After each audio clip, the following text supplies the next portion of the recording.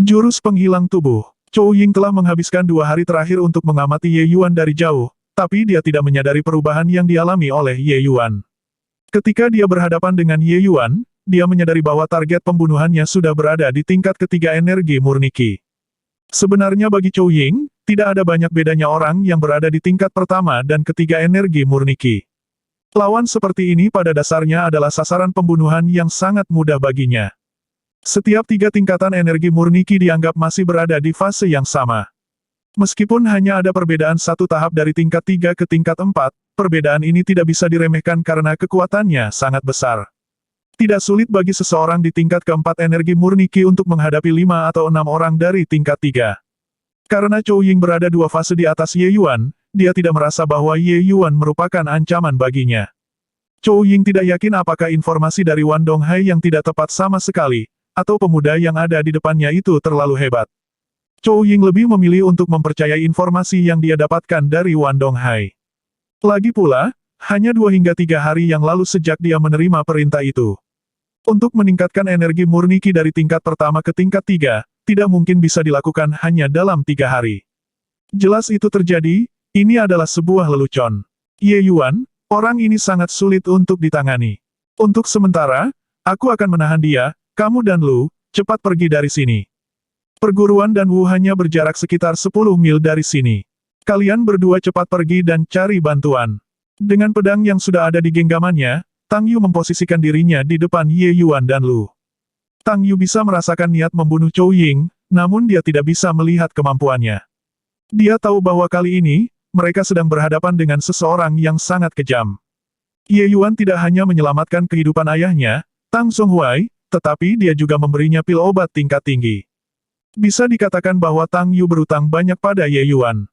Apa yang Tang Yu lakukan sekarang dengan mempertaruhkan nyawanya hanya untuk berusaha membayar hutang itu.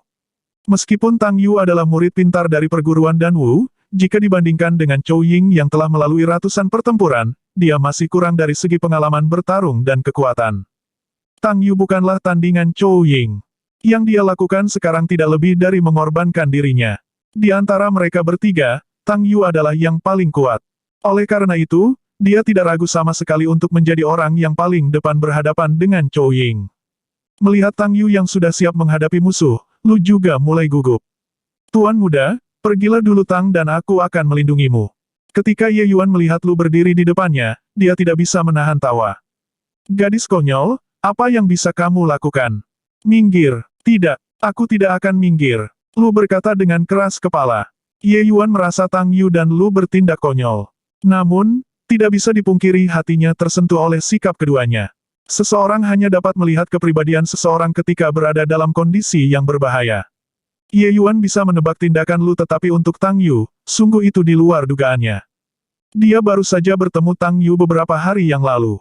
Meski Ye Yuan memang telah menyelamatkan ayahnya dan memberinya pil penghancur Yuan, jika Tang Yu bukanlah orang yang memiliki kebulatan tekad, dia pasti akan lari menyelamatkan dirinya sendiri. Dengan kekuatan Chou Ying, mereka bertiga pasti akan mati. Hahaha, pertunjukan yang sangat menyentuh hati. Ye Yuan, tidak apa-apa jika kamu tidak mengatakan apa-apa. Tapi wanita muda ini terlihat agak menggairahkan, dalam beberapa saat. Chou Ying mulai tertawa liar. Saat ini, Chou Ying yakin bahwa Ye Yuan ini benar-benar sedang menyusun beberapa cara untuk menghadapinya, atau dia memiliki sebuah kekuatan rahasia sehingga dia bisa menemukan tempat persembunyiannya. Dua hal ini bisa akan sangat berguna bagi Chou Ying. Dia akan berusaha supaya Ye Yuan menunjukkan cara ataupun kekuatan rahasia itu padanya. Lebih jauh lagi, Lu memang terlihat mempesona di mata Chou Ying. Dia tidak akan melepaskan kesempatan ini. Kalian, minggir. Ye Yuan mendorong Lu dan Tang Yu ke samping dan berdiri di depan. Dia masih tersenyum, hanya saja senyumnya kali ini terasa dingin. Chou Ying bergidik ngeri begitu senyuman Ye Yuan ini terasa merasuk dalam hatinya membawa hawa dingin yang tidak bisa dijelaskan. Apa yang sedang terjadi? Chou Ying telah membunuh setidaknya 80 orang, bahkan ratusan orang tetapi dia tidak pernah merasakan situasi seperti ini sampai-sampai tubuhnya merasakan hawa dingin. Bahkan jika seorang petarung yang memiliki kekuatan alam kondensi jiwa berdiri di hadapannya, dirinya tidak akan bergidik merasakan hawa dingin yang begitu menusuk. Tapi kenapa ketika dia menghadapi bocah di tingkat ketiga energi murni Qi ini, dia sungguh merasakan hawa dingin. Chou Ying merasa bahwa semua yang terjadi hari ini terlalu tidak normal. Misi sederhana yang seharusnya tanpa menimbulkan masalah justru berubah menjadi sangat aneh seperti ini. Kita tidak punya masalah. Awalnya, aku ingin mengabaikanmu karena kebaikanmu membantu orang lain terhindar dari bencana dengan memberi uang yang kamu rampas. Tapi, karena kamu berani berbicara lancang tentang Lu, maka jangan salahkan aku jika nyawamu melayang. Kata-kata Ye Yuan serasa membawa hawa dingin yang menusuk tulang. Ye Yuan menelan sebuah pil obat yang dia ramu sebelum berangkat. Karena dia tahu bahwa perjalanan ini akan berbahaya, Ye Yuan sudah mempersiapkan dirinya menghadapi bahaya. Pil obat ini bernama pil jalur 5 elemen jiwa. Dibuat dengan menggunakan ramuan obat yang memiliki 5 kelengkapan yang berbeda terdiri dari logam, kayu, air, api, dan bumi. Seorang petarung yang meminum yang memiliki energi murni Qi dan meminum pil ini dapat langsung meningkatkan kekuatannya dari berbagai macam tingkatan. Hahaha, ini lucu. Aku ingin melihat bagaimana orang tingkat ketiga seperti bisa mengambil nyawaku. Emosi Chou Ying sebenarnya sama sekali tidak setenang seperti yang ditunjukkan. Kenyataannya, dia hanya menggunakan kata-kata ini untuk menyemangati dirinya sendiri, untuk mengusir kekhawatiran yang menyelimuti hatinya. Seketika, pedang Chou Ying terhunus keluar dari sarungnya. Sebagai seorang pembunuh, Chou Ying akan bersiap membungkuk untuk membunuh lawannya. Siapa bilang bahwa seorang pembunuh tidak bisa melakukan gerakan menyelinap dalam pertarungan terbuka? Beberapa saat yang lalu, Chou Ying masih sempat berbicara dan tertawa, dan sekarang, pedangnya sudah berada di hadapan Ye Yuan. Ye Yuan, berhati-hatilah. Tuan muda, berhati-hatilah. Tang Yu dan Lu berteriak bersamaan. Namun teriakan mereka tidak lebih cepat dari pedang Chou Ying. Pada saat mereka berteriak, pedang Chou Ying sudah menikam tubuh Ye Yuan. Tuan muda, Ye. Melihat Ye Yuan seperti ini, Tang Yu dan Lu berteriak keras. Chou Ying merasa ada yang salah. Pedangnya jelas melewati tubuh Ye Yuan, tapi mengapa tangannya tidak merasakan apa-apa?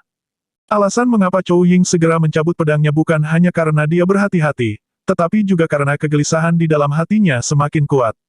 Dia menyaksikan Ye Yuan menelan pil obat itu.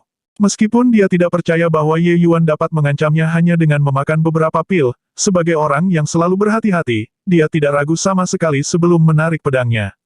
Baginya, hanya orang mati yang bisa membuat orang tenang. Dia jelas telah membunuh Ye Yuan.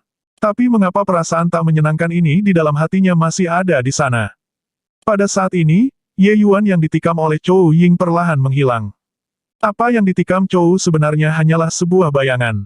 Hei! Bahaya jika hanya punggungnya yang terlihat oleh musuh. Suara Ye Yuan membuat Chou Ying menjadi kaku. Bagaimana ini mungkin? Saya sudah menikamnya. Pikiran Chou Ying mulai kebingungan. Jurus penghilang tubuh. Ini adalah jurus penghilang tubuh. Tang Yu berseru. Tuan muda, syukurlah kamu baik-baik saja. Lu berteriak, dan sangat terkejut. Hahaha, tentu saja aku baik-baik saja. Bagaimana bisa tuan muda mati segampang itu? Ye Yuan berkata sambil tersenyum. Ye Yuan, kamu benar-benar berhasil menguasai jurus gerak kaki yang demikian sulit. Dan lagi, caramu menggunakannya benar-benar luar biasa. Sungguh jenius. Tang Yu kagum pada kemampuan Ye Yuan. Hanya keterampilan sepele. Bagi orang lain, kekuatan penghilang tubuh adalah jurus gerakan kaki yang sangat cepat yang sangat sulit untuk dikuasai. Namun, bagi Ye Yuan, tidak sulit untuk menguasai jurus ini. Jurus penghilang tubuh kelihatannya sangat mengesankan, tetapi sebenarnya jurus ini hanyalah menggunakan gerak kaki yang memungkinkan pengguna untuk bergerak bebas dalam radius dekat. Itu hanya jurus bela diri tingkat pertama. Bukan sesuatu yang sulit. Namun, jurus gerakan kaki ini mencakup pengetahuan surgawi Dao yang membuatnya mudah dipelajari tetapi menantang untuk dikuasai. Orang biasa yang ingin menguasainya akan merasa sangat sulit. Bahkan di perguruan Danwu, jurus penghilang tubuh dianggap jurus yang sangat menantang dengan hampir tidak ada yang bisa menguasainya. Namun, tingkat tinggi surgawi Dao ini tidak cukup hebat bagi Ye Yuan yang di kehidupan dulunya memiliki kemampuan kekuatan kanuragan yang tinggi.